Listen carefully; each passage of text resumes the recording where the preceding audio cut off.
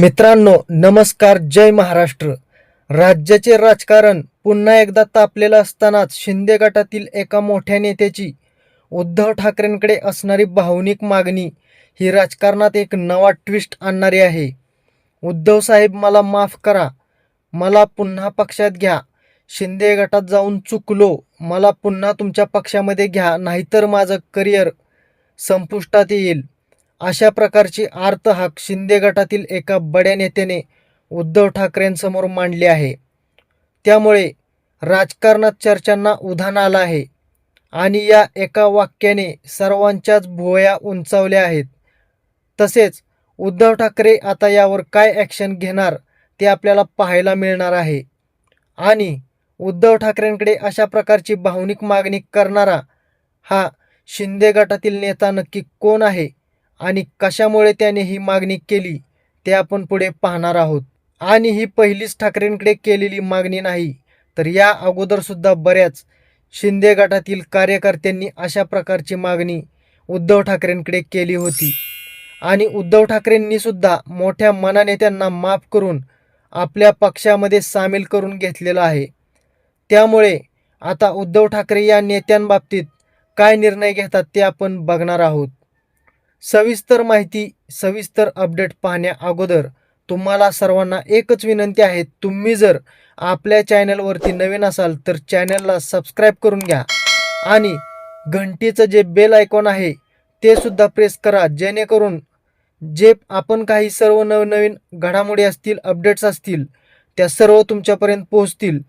आणि अजून एक विनंती आहे, व्हिडिओ हा शेवटपर्यंत पहा, जेणेकरून तुम्हाला सर्व माहिती, सर्व अपडेट मिळेल.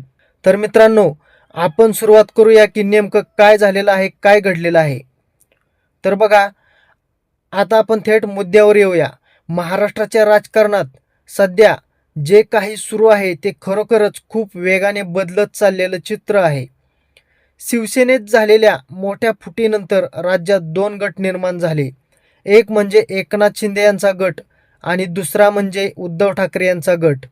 या सगळ्या राजकीय घडामोडींनी फक्त सत्ताच बदलली नाही, तर पक्षाची ओळख, चिन्ह आणि निष्ठा या सगळ्यांवरच प्रश्नचिन्ह निर्माण झालं. पण आता या सगळ्या घडामोडीमध्ये एक वेगळाच ट्विस्ट समोर येतोय.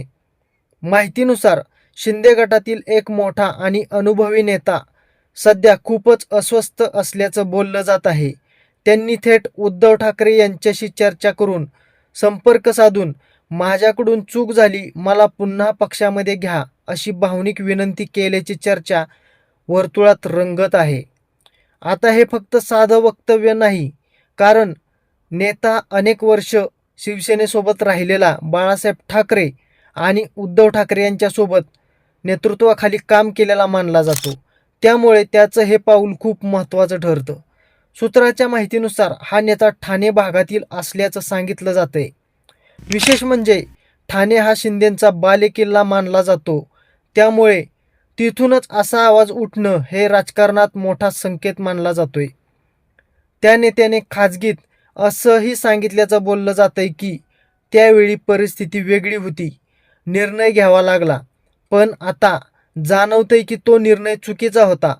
शिवसेना ही फक्त पक्ष नाही, ती आमच्यासाठी कुटुंबासारखी आहे. हे शब्द खूप काही सांगून जातात. कारण राजकारणात सहसा भावना कमी आणि गणित जास्त पाहिलं जातं. पण जेव्हा एखादा नेता अशा प्रकारे भावनिक होऊन परतण्याची इच्छा व्यक्त करतो, तेव्हा नक्कीच काहीतरी बदल होत असल्याचं दिसून येतं.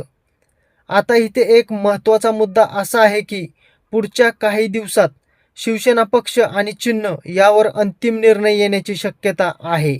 आणि जर हा निर्णय उद्धव ठाकरे यांच्या बाजूने गेला तर अनेक नेते पुन्हा त्यांच्याकडे गटाकडे वळू शकतात, अशी चर्चा आहे.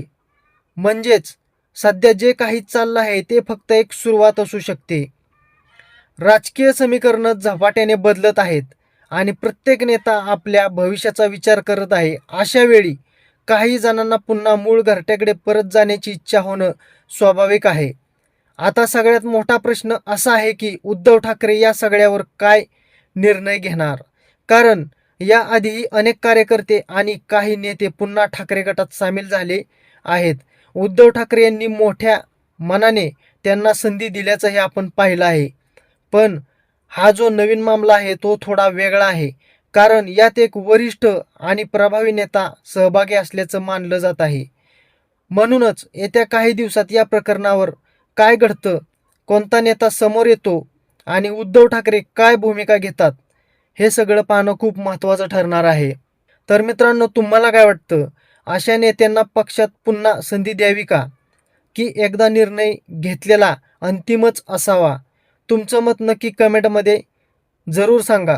व्हिडिओ आवडला असेल तर लाईक करा, शेअर करा आणि अशाच अपडेटसाठी चॅनलला सबस्क्राईब करायला विसरू नका. धन्यवाद. जय हिंद, जय महाराष्ट्र.